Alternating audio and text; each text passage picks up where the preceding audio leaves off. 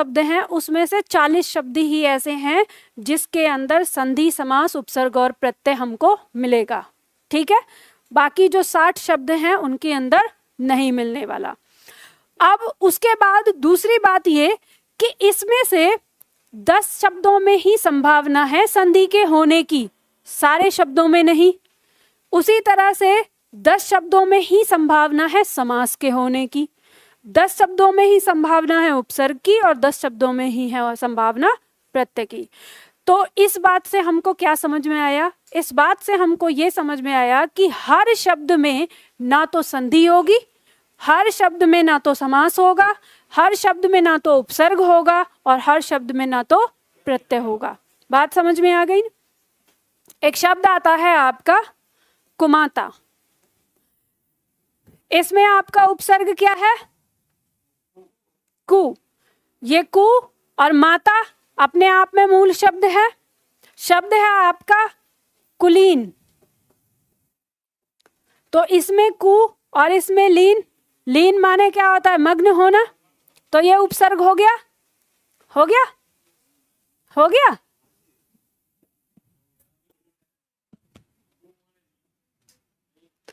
इसमें उपसर्ग नहीं है, यही बात आज तक आपको पता नहीं है। अभी आप कुमाता करके इसमें दिख तो रहा है का लीन शब्द मूल शब्द तो है मैम, अभी तो बताया लीन का मतलब होता है मग्न होना।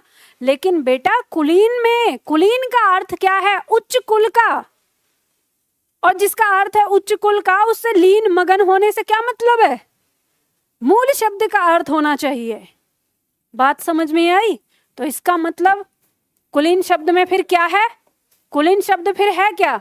तो कुलीन शब्द है कुल प्लस ईन, ये प्रत्यय से बना हुआ शब्द है और इस कुल का अर्थ होता है परिवार, कुटुंब। और जब कुलीन शब्द हमने बनाया तो हमने कहा उच्च परिवार का, तो परिवार शब्द उसमें निहित है कि नहीं उसका मूल शब्द? तो मेरे कहने का मतलब ये है, समझ गए? शब्द आपको ध्यान रखना, तमाम किताबों में जाके देख लेना। आज से मैं ये बता रही हूँ, आप हिंदी पढ़ने हिंदी के विद्वान हो जाएंगे अगर हिंदी को आपने समझ लिया तो। बस हिंदी को समझते नहीं है हम, आज तक हिंदी को रटते हैं। तो बात समझ में आ गई?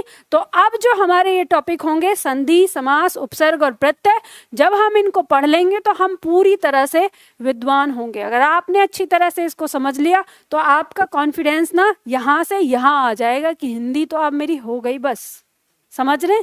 चलो शुरुआत करते हैं सबसे पहले संधि की। तो ये बात हमने जान ली कि हर शब्द में संधि नहीं होगी। इसी तरह से शब्द आता है युधिष्ठिर, आप देखेंगे तमाम किताबों में युधिष्ठिर की संधि भी दे रखी है कि युद्ध प्लस स्थिर, युधिष्ठिर संधि हो गई, संधि विच्छेद करके दे देते हैं। अब मैं आपको संधि के नियम समझाऊंगी और उसके बाद आप मुझे ये खोज के बताना कि वो कौन सा नियम है जिस नियम के तहत युद्ध प्लस स्थिर बराबर युधिष्ठिर बनता है। हमारे समाज में ना ऐसे ऐसे अध्यापक हैं जो टाइपिंग मिस्टेक को टाइपिंग मिस्टेक कहने में भी घबराते हैं। अगर गलती से किसी ने लिख दिया गलत तो वो ये नहीं कह सकते कि गलत है, वो ये कहेंगे किताब में लिखा है मतलब सही है, ये सही है ही बिल्कुल। इसीलिए तो पंचवटी में सारे टीचरों ने बहुब्रीहि समास बना रखा है और वो आदित्य पब्लिकेशन में गलती से टाइपिंग मिस्टेक में आंसर में लगाना था तो द्विगु समास, लग गया आंसर बहुब्रीहि। पर किसी टीचर ने आज तक ये नहीं बोला है बच्चों से कि ये टाइपिंग मिस्टेक है ना, बहुब्रीहि समास है। आगे बात करेंगे, बहुत मजेदार कहानी है तब सुनाऊंगी समास में। अभी संधि शुरू करते हैं, ठीक है? कहानी है इसके पीछे। संधि, संधि की परिभाषा क्या होती है? लिखो संधि की परिभाषा। दो वर्णों के मेल से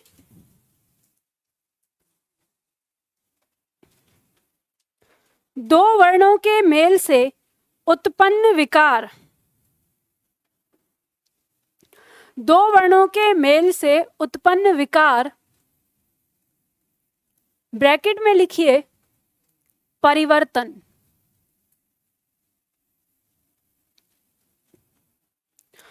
दो वर्णों के मेल से उत्पन्न विकार परिवर्तन को संधि कहते हैं, संधि कहते हैं।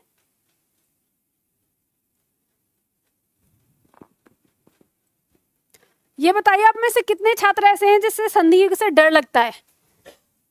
बहुत डर लगता है। अब नहीं लगेगा, चलो देखें, बता दें। टफ लगती है संधि, समझ में नहीं आती, चलो कोई बात नहीं, देखते हैं। संधि पढ़ने के बाद बताना फिर आप लोग, ठीक है? कि आपको, और बहुत सारे ऐसे होंगे जिन्होंने आज तक पढ़ी ही नहीं है, डरेंगे तो। हमें डर दो ही चीज़ों से लगता है, मतलब हम कहते हैं ना, डर हमें दो चीज़ों से नहीं लगता। एक तो हम उससे ज़्यादा ताकतवर हों तो हमें डर नहीं लगता, दूसरा हम उससे अनजान हों, पता ही नहीं है कौन, डरना क्या समझ गए? तो वही चीज़ है। चलो देखते हैं। आपने परिभाषा देखी कि दो वर्णों के मेल से उत्पन्न विकार को, ये परिभाषा अधूरी है, ठीक है? जब भी आता है केवल दो वर्णों के मेल से उत्पन्न विकार को हम संधि नहीं कहते, किन्हीं दो शब्दों के समीपवर्ती दो वर्णों के मेल को हम संधि कहते हैं, ठीक है? ये एक सही तरीके से पूरी परिभाषा आती है। अगर हम देखें तो हम देखते हैं कि नहीं तो हमारी किताबों में लिखा रहता है। अब दो शब्दों के कैसे, तो जैसे इसके नीचे हम लिखेंगे, आपको ना एक फॉर्मूला बनाना है। अब मैं आपको बताती हूँ कि अब हम लोग प्रवेश कर रहे हैं हिंदी के मैथ्स में, हिंदी का जो गणित होता है उसमें हम प्रवेश कर रहे हैं। तो हम कुछ थ्योरी वारी नहीं पढ़ने वाले, हम सिर्फ फॉर्मूला पढ़ेंगे, ठीक है? तो पहला फॉर्मूला हमारा शुरू होता है कि प्रथम शब्द का, ये नीचे लिखना है आपको, प्रथम शब्द का अंतिम वर्ण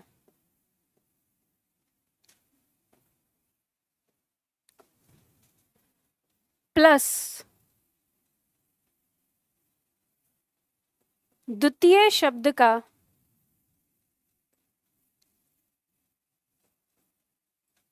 प्रथम वर्ण,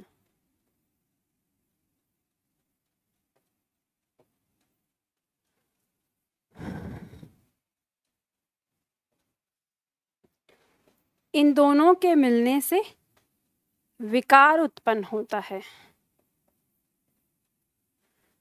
और यही विकार हमारा क्या कहलाता है? संधि कहलाता है। इसके नीचे लिख लेना, उदाहरण के लिए जैसे हिम प्लस आल्य, इस हिम का अ और इसका आ, इन दोनों का मेल हुआ, उत्पन्न विकार आया अ, तो ये हमारा हो गया शब्द हिमालय। अभी ये हिमालय कैसे हुआ है इस पर ध्यान नहीं देना है, आपको बस लिख लेना है नोट्स बनाने के लिए। और नहीं किया ये?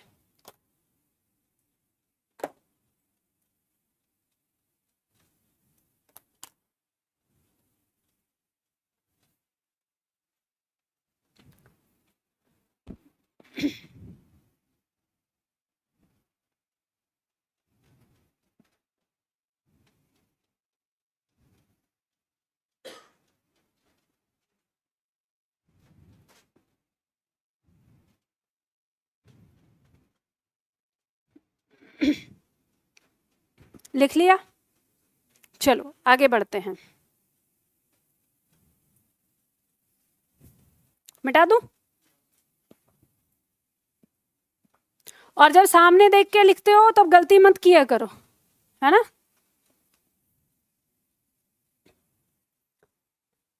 अब बात करते हैं हम सीधे संधि के प्रकार की। संधि के प्रकार, संधि तीन प्रकार की होती है, स्वर संधि, व्यंजन संधि और विसर्ग संधि। जब हम स्वर संधि की बात करते हैं तो स्वर संधि का मतलब क्या है? स्वर का मेल स्वर से, और इसमें हमारे कुल 11 स्वर जो होते हैं वो इसमें आपस में मेल करते हैं, ठीक है? तो वो हमारी क्या कहलाती है? स्वर संधि। जब हम व्यंजन संधि की बात करते हैं तो व्यंजन का मेल किसी स्वर से या किसी स्वर का मेल किसी व्यंजन से या किसी व्यंजन का मेल किसी व्यंजन से। ये हमारी क्या होती है? व्यंजन संधि होती है। और इसमें जो हमारा मेल होता है, जो हमारे 33 वर्ण हैं, यानी परंपरागत जो हमारे व्यंजन हैं, उन्हीं के अंदर, उनमें भी सब में नहीं होती, उनमें के उन्हीं 33 के अंदर कुछ में हमारी संधि होती है, वो हमारी व्यंजन संधि कहलाती है। और जो विसर्ग संधि है, ये हमारा जो विसर्ग है, इसका मेल किसी स्वर या व्यंजन से अगर होता है तो वो हमारी क्या कहलाती है?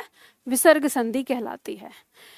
आप देखेंगे, अगर यहाँ देखें तो हमारी संधि भी ये इशारा करती है कि हमारे वर्ण 3 प्रकार के होने चाहिए थे, स्वर वर्ण, व्यंजन वर्ण और फिर यहाँ पर विसर्ग अलग से हमने लिया, यानी जिसे हम कह सकते हैं अयोगवाह। तो हमारे दिमाग में सवाल आएगा कि जब विसर्ग आया तो मैम अनुस्वार क्यों नहीं आया? क्या अनुस्वार में संधि नहीं होती? तो सवाल उठ सकता है और आगे जरूरत भी पड़ेगी हमें। तो अनुस्वार हम जब बात करते हैं तो ध्यान रखना, अनुस्वार ऐसा वर्ण है जो ना तो शब्द के मध्य में आता है, मतलब ना तो शब्द की शुरुआत में आता है और ना ही शब्द के अंत में आता है।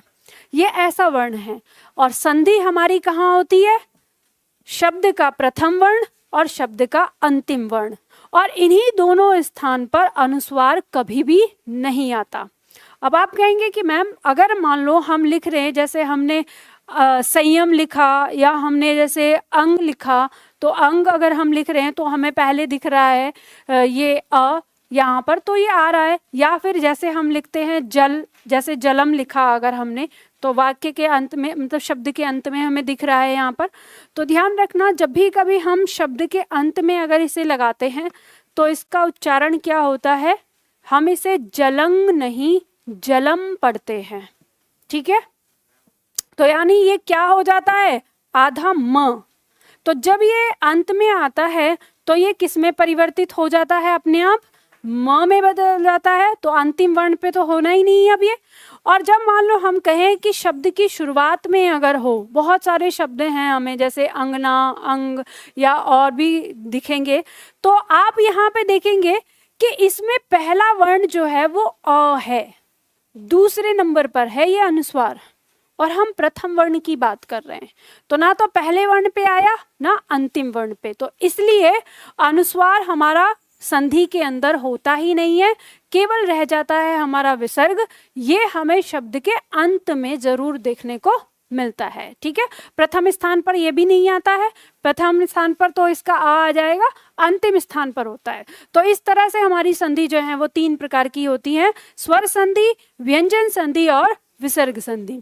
स्वर संधि में आपस में मेल स्वर का स्वर से होता है, और व्यंजन संधि में स्वर और व्यंजन, व्यंजन और स्वर या व्यंजन और व्यंजन, और लास्ट हमारा होता है विसर्ग का मेल स्वर या व्यंजन से। अब हमारी परीक्षा में इनके आने की संभावना कितनी है? तो हमारी परीक्षा में जो संधि पूछी जाती है, 70% जो संधि पूछी जाती हैं वो स्वर संधि से पूछी जाती है, 15 इससे और 15 इससे, ठीक है? ये रेशियो रहता है। और जब हम स्वर संधि में उतरते हैं तो स्वर संधि भी हमारे 5 प्रकार की, दीर्घ स्वर संधि, गुण स्वर संधि, वृद्धि स्वर संधि, यण स्वर संधि और अयादि स्वर संधि। और इनमें भी हमारे जो पूछे जाने का रेशियो है वो फिर इस तरह से है कि इन 3 संधियों का रेशियो है 70% और इन 2 का जो रेशियो है वो है 30%। तो आप देखेंगे आपको ज्यादातर जो प्रश्न देखने को मिलेंगे वो इन 3 संधियों में। तो हमारी इंपॉर्टेंट कौन सी संधि हुई? दीर्घ, गुण और वृद्धि। ये मोस्ट इंपॉर्टेंट है, आपकी परीक्षा में यहाँ से डायरेक्ट प्रश्न आते हैं, ठीक है? और अगर हम स्वर संधि इन संधियों के अंदर देखें तो सबसे ज्यादा इंपॉर्टेंट हमारी कौन सी है? स्वर संधि, ठीक है? तो शुरुआत करते हैं, एक एक करके पढ़ते हैं। सबसे पहले हम बात करेंगे स्वर संधि की। तो स्वर संधि की परिभाषा कहती है कि स्वर वर्ण के साथ स्वर वर्ण के मेल से जो विकार उत्पन्न होता है उसे स्वर संधि कहते हैं।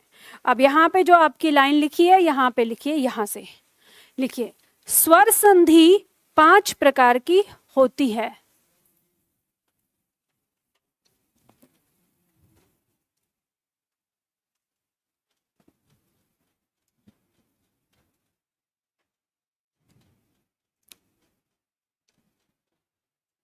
देखो एक चीज ध्यान रखना, शब्द है हमारा संधि।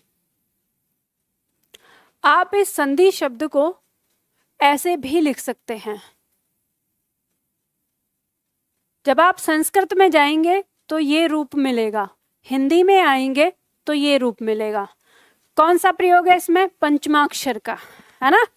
दादाजी साथ में हैं तो पंचमाक्षर अब बिंदी के रूप में बदल जाता है, इसलिए संधि ऐसे भी और ऐसे भी दोनों तरीके से लिखी जाती है और दोनों सही है। अगर ये पूछा जाए कि मानक रूप कौन सा है, अगर दोनों ऑप्शन में आ जाए तो आपको कौन सा सही करना है? ठीक है, पंचमाक्षर का अनुस्वार रूप वाला। लिखिए यहाँ पे, स्वर संधि 5 प्रकार की होती है। निर्देशक चिन्ह लगाना है और उसमें लिखिए दीर्घ स्वर संधि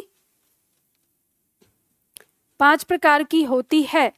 दीर्घ स्वर संधि, कॉमा, गुण स्वर संधि, कॉमा, वृद्धि स्वर संधि, कॉमा, यण स्वर संधि, कॉमा, अयादि स्वर संधि। सामने देख के लिख सकते हो अगर किसी को प्रॉब्लम है तो।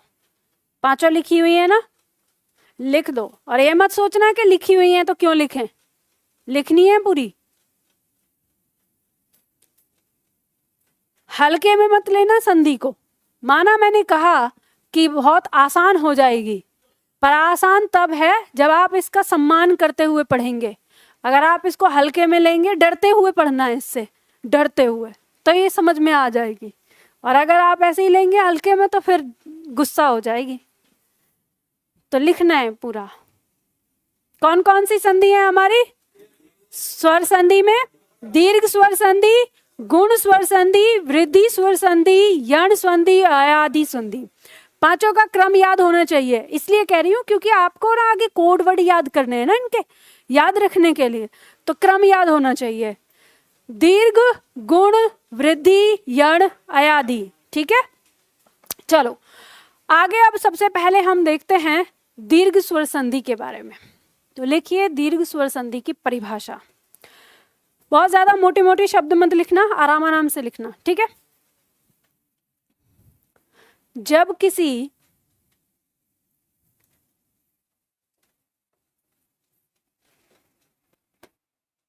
लघु या दीर्घ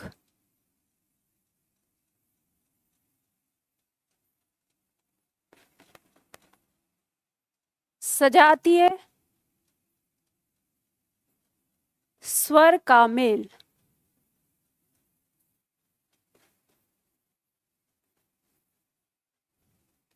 किसी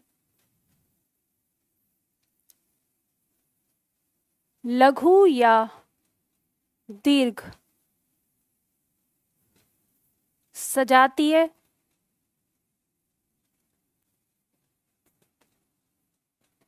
स्वर से होता है।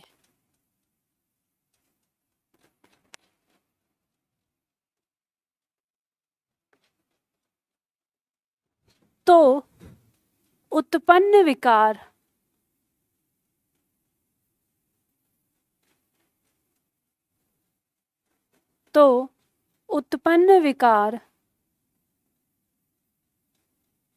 दीर्घ स्वर होता है।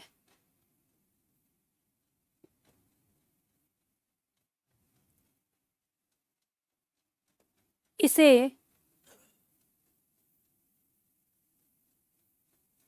दीर्घ स्वर संधि कहते हैं।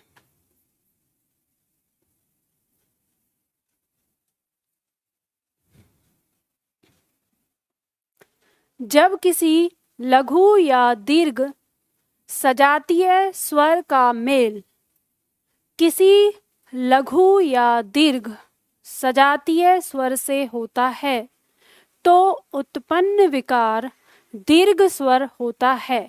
इसे दीर्घ स्वर संधि कहते हैं। पूर्ण विराम लगा दीजिए। अब डॉट डॉट डॉट मत लिख लेना, पता चले कि मैम ने लिख दिया, हम भी लिख दें। पूर्ण विराम। परिभाषा हमने पढ़ी, बहुत सारे डाउट हमारे दिमाग में है, अभी हमें कुछ समझ में नहीं आया कि ये कहना क्या चाहता है, तो हम इसको समझेंगे।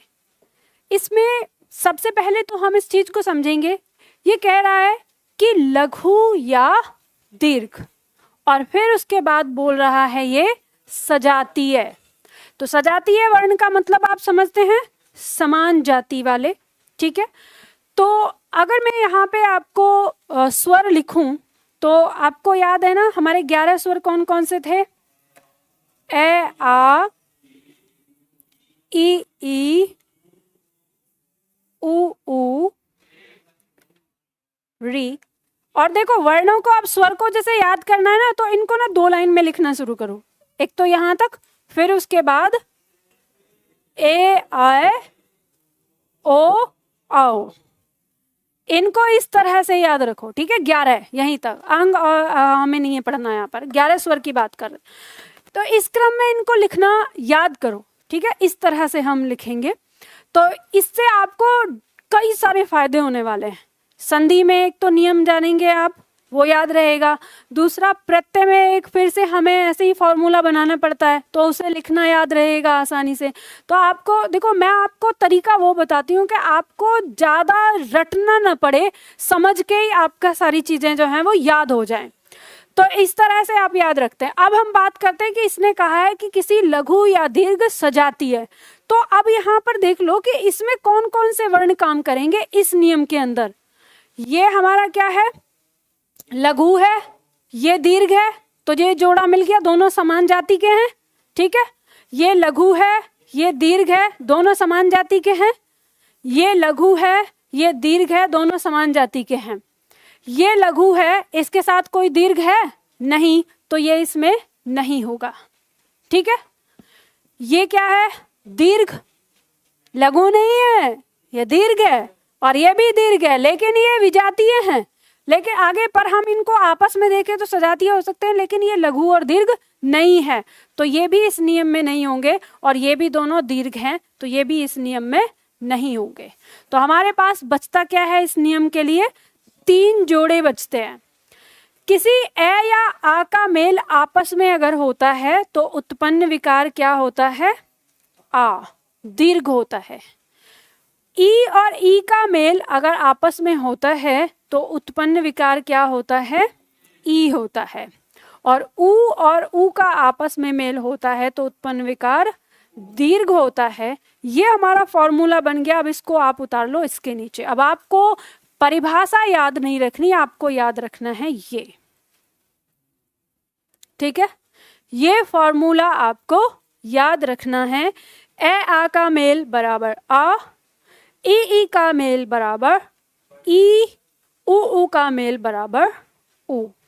और ये हमारे पास कितनी कंडीशन हो गई? पहली कंडीशन, दूसरी कंडीशन, तीसरी कंडीशन, यानी 3 प्रकार के हमारे यहाँ पर अलग अलग नियम हो गए हैं।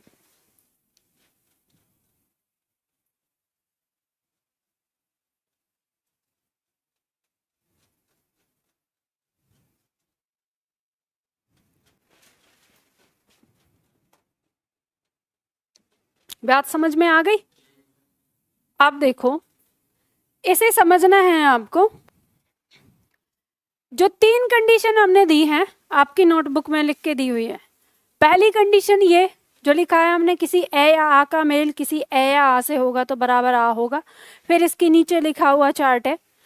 दूसरा पॉइंट है ये, फिर तीसरा पॉइंट है हमारा ये। तो ये अब ये कैसे बना है आपके पास तो ये लिखा हुआ है, लेकिन मैं इसको आपको समझाती हूँ कि ये कैसे बना है उस फॉर्मूले से जो हमारा फॉर्मूला है। तो समझो, देखो हमने यहाँ पे देखा कि जो हमारा ए आ का मेल है, जैसे ये कंडीशन आई, हमने इससे क्या किया कि ये हमारा क्या होगा? आ। तो कहना क्या चाह रहा है कि प्रथम शब्द का अंतिम वर्ण या तो ए हो या आ हो, ठीक है, इस स्थान पर। और इसका मेल किससे हो रहा है? द्वितीय शब्द के प्रथम वर्ण से। यहां पर भी चाहे वो ए हो या आ हो, ये दोनों आपस में मिलकर उत्पन्न विकार क्या करेंगे? आ, यानी दीर्घ करेंगे। अगर हम इस फॉर्मूले को और ज्यादा खोल के लिखने की कोशिश करें तो हमें क्या समझ में आता है कि प्रथम शब्द का अंतिम वर्ण ए हो और प्रथम शब्द का द्वितीय शब्द का प्रथम वर्ण यदि आ हो, या हम इसको पहले ए रख लेते हैं शुरुआत में, तो भी ये हमारा ए हो और ये हमारा आ हो, तो भी ये हमारा आ हो और ये हमारा अ हो, तो भी, और ये हमारा आ हो और ये हमारा आ हो, तब भी ये हमारा जो उत्पन्न विकार आएगा वो सदैव क्या होगा? और इससे ज्यादा और हम इसे तोड़ नहीं सकते। ठीक है, तो हमें यहाँ पे ये बात पता चली। तो जो आपके पास सारणी लिखी हुई है वो क्या है? वो ये है। ठीक है, अब इसको समझ लेते हैं उदाहरण से। हमारे पास एक उदाहरण है, हम उदाहरण लेते हैं। जैसे मान लो शब्द है हमारे पास परम प्लस आत्मा, और अब एक ये चीज ध्यान रखना कि मैं लिख रही हूं इधर, तो अब अपना पेन मत चलाना, मैं आपको समय दूंगी। ठीक है, यहाँ पर अब आपको समझना है कि मैं कैसे बना रही हूँ। यहाँ समझो, और जब मैं आपको कहूंगी कि उतार लो, तो फिर आपको बोर्ड पे देख के नहीं उतारना, उस तरीके से अपने आप करना है। जहां पेन अटके तब देखना है बोर्ड पे।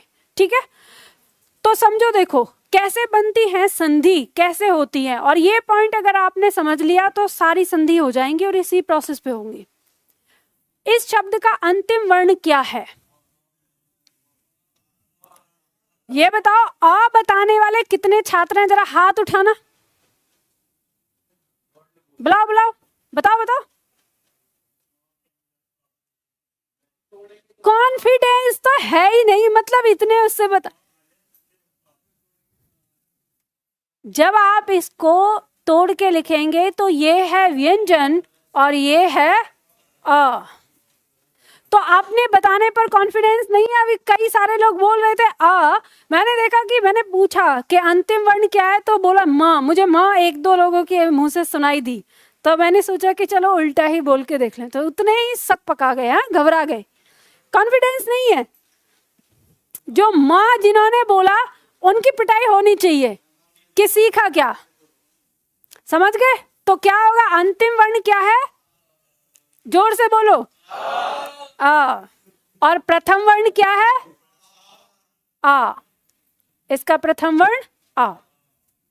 अब यहां पर एक चीज ये बताइए कि जब आपने इसको बाहर निकाला तो यहां पे ये वाला टुकड़ा बचा, तो बचा कितना? यहां पर परम बचा, लेकिन मां जो है वो हल के साथ बचा है। ठीक है, और यहां पे क्या टुकड़ा बचा?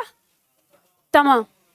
अब ये दोनों वर्ण, ये वर्ण और ये वर्ण दोनों मिलकर क्या बना रहे हैं? आ।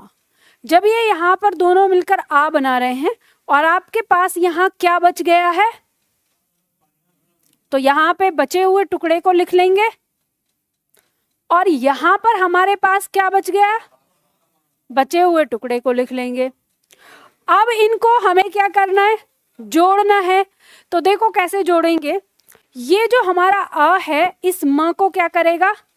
पूरा कर देगा। स्वर और व्यंजन हमने तो बहुत तोड़े जोड़े हैं, तो ये हमें इसे पूरा करके दे देगा। यहाँ पे जो टुकड़ा बचा वो लिख दिया और यहाँ जो टुकड़ा बचा वो लिख दिया। शब्द क्या हो गया? परमात्मा। ये होती है आपकी संधि, ऐसे बनी है। और याद रखना, ये स्टेप, ये स्टेप, ये स्टेप, और उसके बाद ये फाइनल। आपको एक और समस्या होगी कि संधि विच्छेद कैसे करेंगे, तो बिल्कुल भी टेंशन मत लेना संधि विच्छेद की। संधि विच्छेद लास्ट में कराऊंगी, पहले करना सीखो संधि, और जैसे संधि करोगे उसी तरीके से संधि विच्छेद करेंगे हम। ठीक है, तो ये कहते हैं दुनिया में हर चीज तोड़ना बहुत आसान है, बनाना बहुत मुश्किल, लेकिन संधि के साथ उल्टा है। तोड़ना बहुत आसान है, बनाना थोड़ा सा मुश्किल है। तो पहले बनाना सीख लो, फिर तोड़ देंगे। तो उतार लो जल्दी इसको उदाहरण में। और जो आपने वर्णमाला में जितना भी ज्ञान लिया है अभी तक वर्णों का, वो सब ज्ञान यहाँ पे प्रयोग होगा धीरे धीरे।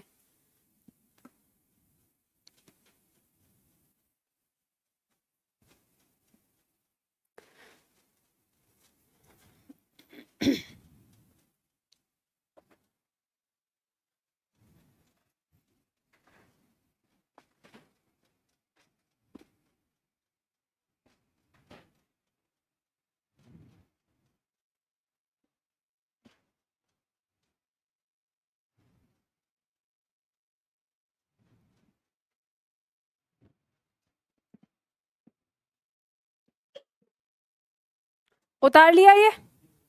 अब दूसरा प्रश्न करें, दूसरा पॉइंट मिटा दूं इसको।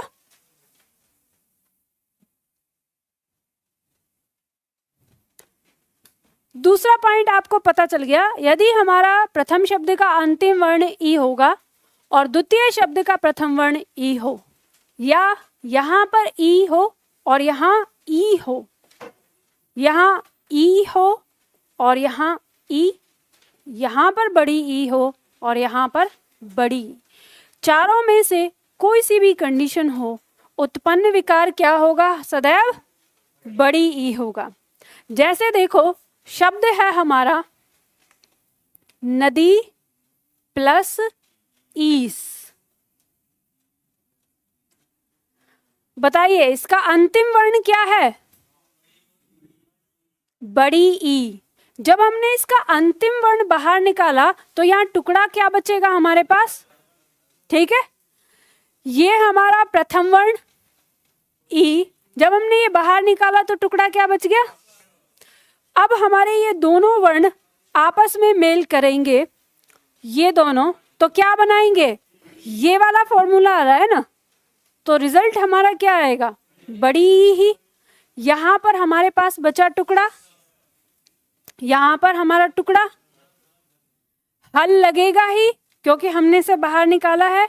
इनको जोड़ देंगे, बड़ी ई इस द को पूरा करेगा, द पूरा हो गया, ये यहां आ गया, ये यहां आ गया, शब्द क्या हो गया?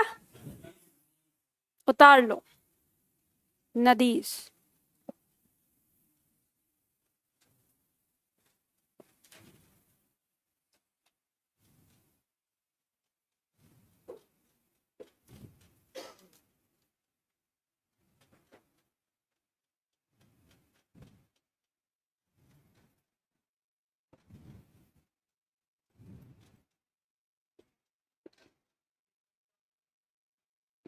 सागर पढ़ा नहीं, समुद्र पर्यायवाची। नदियों का ईस, नदियों का है जो स्वामी, कौन? समुद्र, सागर।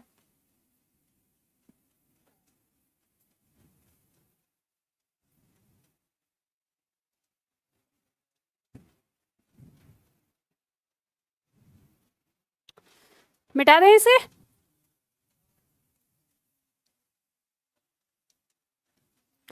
तीसरा पॉइंट देखो, यदि हमारा छोटा ऊ, इसका मेल किसी छोटे ऊ से हो, या किसी छोटे ऊ का मेल किसी बड़े ऊ से हो, या किसी बड़े ऊ का मेल किसी छोटे ऊ से हो, किसी बड़े ऊ का मेल किसी बड़े ऊ से हो, हमारा उत्पन्न विकार क्या रहेगा? बड़ा ऊ ही रहेगा। उदाहरण देख लेते हैं। जैसे शब्द दिया है हमारा भानु प्लस उदय,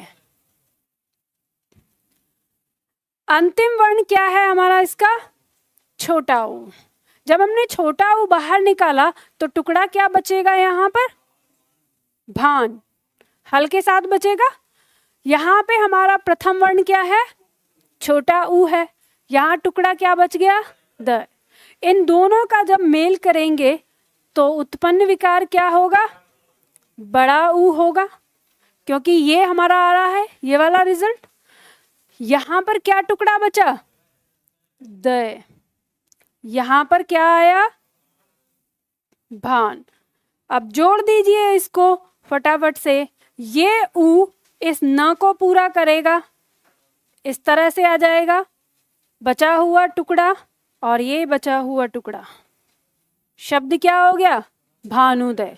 और इस तरह से हमें पता चलता है कि भानु शब्द पे तो छोटे ऊ की मात्रा है, लेकिन भानुदय पे बड़े ऊ की मात्रा है। क्यों? क्योंकि वहां पर संधि हुई है। ठीक है,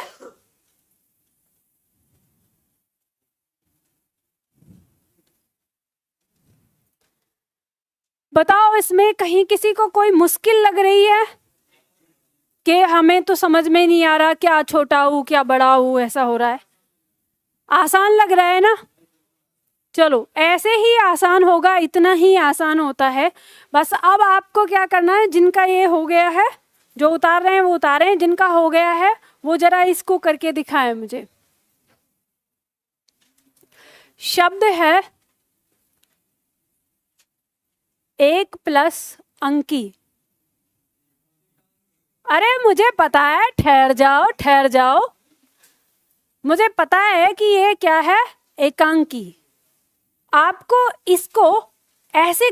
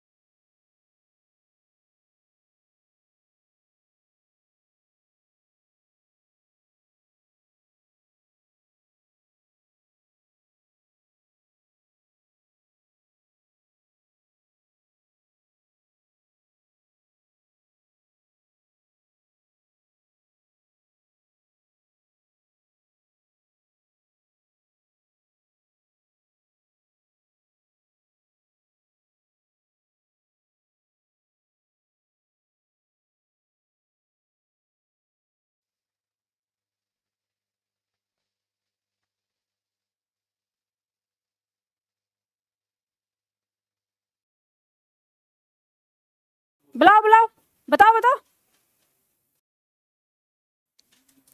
शब्द है, तो जब बीच में गड़बड़ करते हो तो फिर मेरा गुस्सा आता है, खाम खाम मैम को रुद्र रस में बना देते हैं। हाँ चलो, ये कोई छात्र ऐसा भी है जिसको दिक्कत हो रही है, मैम मेरे को दिक्कत हो रही है, नहीं हो पा रहा, हो रही है दिक्कत? चलो देखो ध्यान दो, कुछ नहीं, बस आपका ध्यान नहीं है थोड़ा सा उस तरफ जो मैंने बताया था पहले, अगर आपने उस पर ध्यान दिया होता तो आराम से हो जाएगा।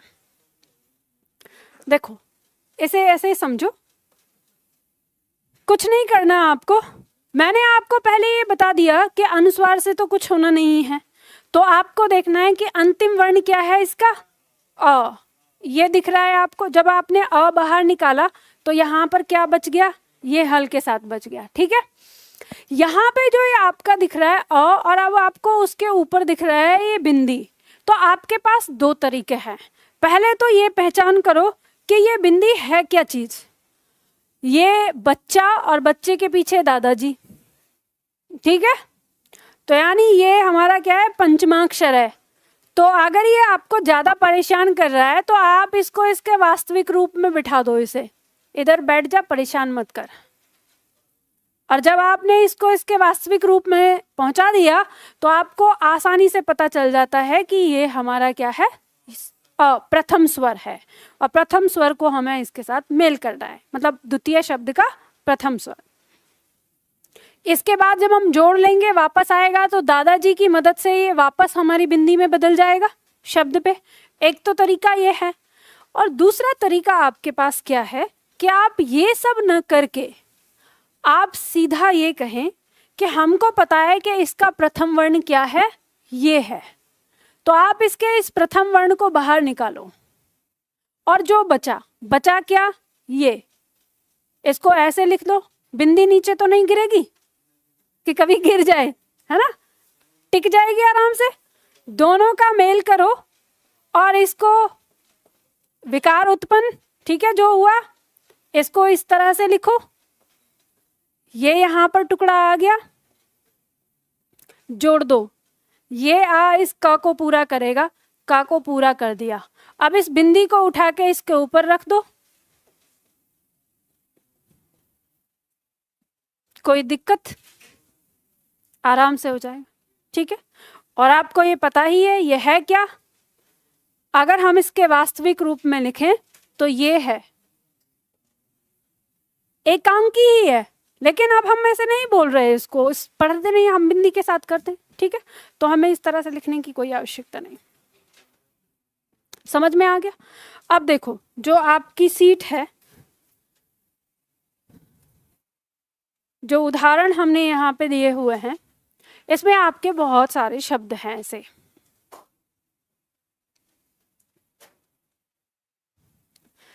यहाँ पे हमने 1 प्लस अंकी देखा, गीत प्लस अंजलि, गीतांजलि आ गया, उसी तरह से बनेगा, ठीक है। इसी तरह से दिन प्लस अंक, दिनांक हो गया। देव प्लस अंगना, देवांगना हो गया। तो इस तरह से, जैसे वीर प्लस अंगना, अंगना हो गया तो वीरांगना हो गया। इस तरह से बहुत सारे शब्द आपके यहाँ पर दिखेंगे, तो आप उन्हें आराम से बना लेंगे। अब ये जो आपके शब्द यहाँ पर दिए हुए हैं, इन सारे शब्दों को आपको क्या करना है, वैसे इसमें स्थान तो छोड़ा नहीं है इस बार मेरे टाइपिस्ट ने, उसने गड़बड़ कर दिया। मैंने उसको बहुत डांटा था, मैंने कहा तुम्हें पता नहीं है तुमने क्या कितनी बड़ी गड़बड़ की है। मैंने उसको दिया था इस तरह से, यहाँ स्पेस होता था, तो उसने अपना दिमाग चलाया कि शायद मैम ने ज़्यादा स्पेस दे दिया और उसने इसको मर्ज कर दिया। तो आपको क्या करना है, रफ कॉपी का प्रयोग करना है। अब तो रफ कॉपी लेना, और रफ कॉपी पे आपको क्या करना है, जैसे ये शब्द उठाया और मैंने आपको कहा ना कि इस प्रोसेस से करना है, इसी प्रोसेस से आपको इसे करके देखना है और देखना है कि एकांकी आ रहा है कि नहीं आ रहा। इसी तरह से दूसरा शब्द उठाना, फिर उसका अभ्यास करना, फिर यहाँ कर लेना। देखो आपके पास 2 तरीके हैं। पहला तरीका ये कि अभी जैसे मैंने अभी आपको बताया, तो मैं होमवर्क आपको किसी ज़्यादा टॉपिक में नहीं देती, पर संधि के लिए मैं आपसे कहूँगी कि आपको घर पे जाके 10 से 15 मिनट निकालने हैं बस इस अभ्यास के लिए। हम 5-6 दिन संधि पढ़ेंगे, 5-6 दिन आप 10-10 मिनट अगर निकाल लेते हैं घर पे, तो आपको परीक्षा के टाइम पे संधि पढ़ने की कोई आवश्यकता नहीं है। उस समय बस आपको क्या पढ़ना है कि परीक्षा से 1 दिन पहले अपना फॉर्मूला चेक करके जाना है कि आपको याद है कि नहीं याद है, बस सारा काम हो जाएगा। दूसरा तरीका ये है कि अभी मत करना, जब परीक्षा आए उस समय हड़बड़ाते हुए बैठना कि अभ्यास कर लें। तो ये आपकी चॉइस है कि कैसे। और मैं अगर आपको अपना निजी विचार बताऊं तो मैं कहूँगी कि अभी कर लो, उस टाइम पे मैथ, रीजनिंग और जीएस बहुत कुछ होता है आपके पास। हिंदी को यहीं पे अभी ख़त्म करके समझ के अपने पास एकदम सेव करके रख लो, ठीक है। तो ये अभ्यास आपको करना है। अगर ये अभ्यास आपने कर लिया तो इससे क्या होगा, इससे ये होगा कि ये हमारे 20-25 शब्द हैं हमारे पास। तो 20-25 शब्द को जब आप बार बार एक तरह से अभ्यास करेंगे तो आपको पूरी तरह से वो समझ में आ जाएंगे। जैसे मैंने तो आपको बहुत सरल सरल उदाहरण दिए, आप जैसे देखेंगे यहाँ आपको बहुत सारे शब्द देखने को मिलेंगे। जैसे हरी प्लस ईस, हरीश हो गया। तो आपने देखा होगा आपके किसी दोस्त का नाम हरीश होता है तो उसके नाम में संधि है क्योंकि उसका नाम हरीश है। ठीक है, जैसे हमने यहाँ पे देखा शब्द मही प्लस ईश्वर, तो महीश्वर हो गया, ये शब्द आ गया। जैसे वधु प्लस उत्सव तो वधूत्सव हो गया। जैसे लघु प्लस उर्मी, लघु मतलब छोटा, उर्मी माने लहर, तो लघुर्मी का मतलब हो गया छोटी लहर। तो हम जैसे कहते हैं कि समुद्र के किनारे लघुर्मी आ रही थी, तो लघुर्मी मतलब छोटी छोटी लहर आ रही थी। कभी आप साहित्य पढ़ते हैं, किसी पंक्ति को पढ़ेंगे, शब्दों का ज्ञान आपको कैसे होगा? शब्दों का ज्ञान आपको इसी तरह से होगा जब आप इन शब्दों को सीखेंगे। जैसे शब्द आ गया आपका गुरु प्लस उपदेश, इस गुरु में छोटे ऊ की मात्रा, उपदेश में छोटे ऊ की मात्रा, छोटा ऊ और छोटा ऊ मिलके क्या बना रहा है? बड़ा ऊ। तो गुरुपदेश जब इस तरह से लिखा होता है उसमें बड़ा ऊ लगता है, लेकिन केवल गुरु में क्या लगता है? छोटा ऊ। ये बात समझ में आई? ऐसे ही विधु प्लस उदय, विधु किसका पर्यायवाची? चंद्रमा का। विधु प्लस उदय तो छोटा ऊ और छोटा ऊ मिलके क्या बनता है? बड़ा ऊ। तो विधुदय हो गया मतलब चंद्रोदय। इसका मतलब क्या हो गया? चंद्रोदय यानी चंद्रमा का उदय। जैसे हमने भानुदय मतलब सूर्योदय को कहा, तो वैसे ही चंद्रोदय के लिए क्या कहा गया है? विधुदय। ठीक है, इस तरह से। जैसे साधु प्लस ऊर्जा तो साधुर्जा हो गया, तो साधु की ऊर्जा साधुर्जा कहलाता है। ऐसे ही आपको बहुत सारे शब्द यहाँ पे देखने को मिलेंगे। तो जब आप इन शब्दों को एक बार अभ्यास करेंगे तो आपको पता चलेगा। फिर इनके साथ आपको साथ ही साथ इसमें क्या चेक करना है? आपको ये चेक करना है कि इस शब्द का और इस शब्द का दोनों का अर्थ इसके अंदर आ रहा है, मतलब मूल शब्द जो ऊपर हैं उनका अर्थ बनने वाले शब्द में आ रहा है। जैसे हमारा आ गया शब्द यहाँ पे पुस्तक प्लस आलय, पुस्तकालय हो गया। न्याय प्लस आलय, न्यायालय हो गया। ठीक है, धर्म प्लस आत्मा, धर्मात्मा हो गया। शब्द है छात्र प्लस आवास, तो क्या हो गया? छात्रावास। एक प्रश्न आपकी परीक्षा में आया था, शब्द था छात्रावास का संधि विच्छेद। ठीक है, ऑप्शन आपको दिया हुआ था, ए ऑप्शन है आपका छात्र प्लस आवास, बी ऑप्शन है छात्र प्लस आवास, सी ऑप्शन है छात्रा प्लस आवास, डी ऑप्शन है छात्र प्लस आवास। आंसर क्या होगा? सी नहीं होगा?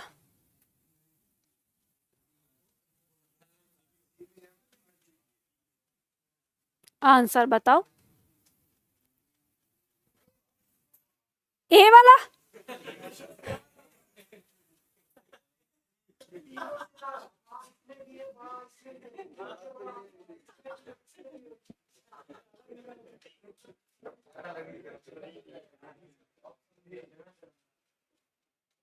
अब बताओ।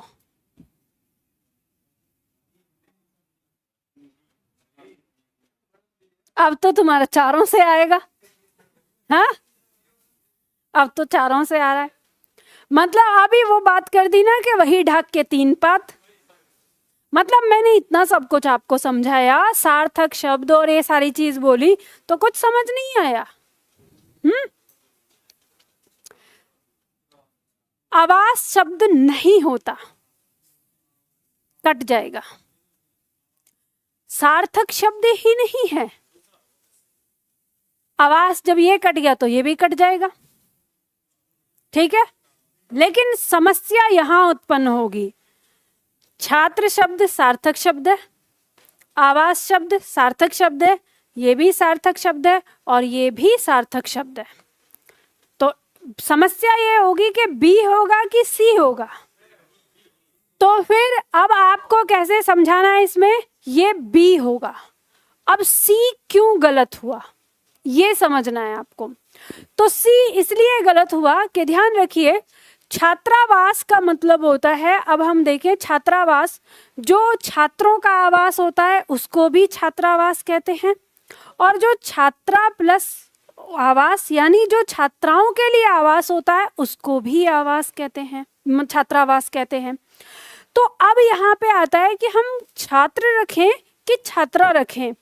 तो अगर मैं आपसे कहूँ एक शब्द है छात्र और एक शब्द है छात्रा, ठीक है, यहाँ पर कुछ लड़के यानी जो पढ़ाई करते हैं वो खड़े हैं, ठीक है, और यहाँ पर कुछ लड़कियां हैं। इसको दूसरे कलर से लगाना चाहिए है ना, तब समझ में आएगा, ठीक है। ये लड़कियां हैं तो इन्हें हम क्या बोलेंगे, छात्र, और इन्हें क्या बोलेंगे, छात्रा, ठीक है। अगर मान लो यहाँ पर ये दो और छात्राएं यहाँ शामिल हो गई तो अब इनको एक साथ हम क्या बोलेंगे, इन्हें छात्राएं नहीं बोलेंगे, क्यों?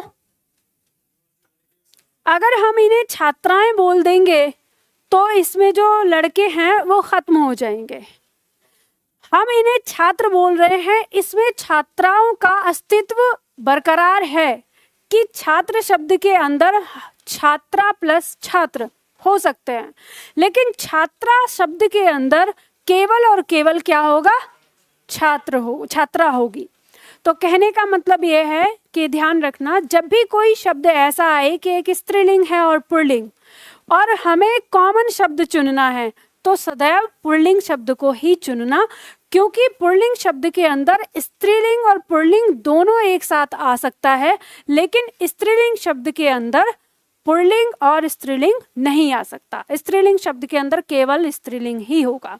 तो जैसे मान लो अब सड़क पे अगर वहाँ पे छात्र भी हैं और छात्राएं भी हैं और उस ग्रुप को अगर हम देखें एक साथ तो हम उसे यही बोलेंगे कि वहाँ छात्र खड़े हैं, लेकिन अगर वहाँ केवल और केवल लड़कियां हों तो वहाँ हम ये नहीं बोलेंगे कि यहाँ छात्र खड़े हैं, क्या कहेंगे, छात्राएं हैं, ठीक है। तो इस बात का ध्यान रखना, इसलिए छात्राएं नहीं होगा, आंसर क्या होगा, छात्र। तो जब भी कभी किसी शब्द में इस तरह की चीज आए कि जहां पर स्त्रीलिंग और पुल्लिंग वाली बात आए तो कौन सा सही होगा, पुल्लिंग वाला, ठीक है। तो बात समझ में आ गई। तो यहाँ तक अभी आपको जो डाउट आ सकता था वो मैंने अपनी तरफ से बता दिया। अब आप लोगों को ये अभ्यास करना है और ये अभ्यास करने के बाद कल आप लोगों को मुझे ये बताना है कि वह कौन सा शब्द है जिस शब्द में टाइपिंग मिस्टेक हुई है, ठीक है। तो ये कल आप लोगों की जिम्मेदारी रहेगी, वो शब्द मुझे नोट करवाना है जिसमें टाइपिंग मिस्टेक है। चलो आज के लिए इतना ही, कल मिलते हैं फिर। खुश रहो।